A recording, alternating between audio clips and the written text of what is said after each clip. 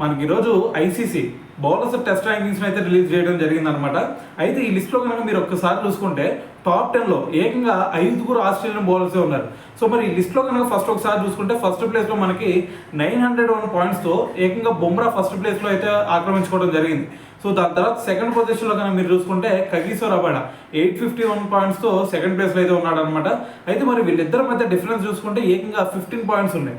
So అది పక్కన పెట్టేస్తే థర్డ్ ప్లేస్లో వచ్చేసరికి ప్యాట్ కమిన్స్, ఫోర్త్ ప్లేస్లో వచ్చేసరికి హ్యాజల్వుడ్ ఉన్నాడు. దాని తర్వాత సిక్స్త్ ప్లేస్లో చూసుకుంటే మనకి బోలాండ్ రీసెంట్గా వెస్టిండీస్ మీద హ్యాట్రిక్ తీసుకోవడంతో పాటు అతను ఏకంగా 6 వికెట్ తీసుకున్నాడు. సో మరి దీంతో అతను 6 ప్లేసెస్ని ఎగబాకి ఏకంగా 6th ప్లేస్కి అయితే రావడం జరిగిందనమాట. సో దాని తర్వాత ప్లేస్లో చూసుకుంటే నాథన్ లైన్ 8th ప్లేస్లో ఉన్నాడు.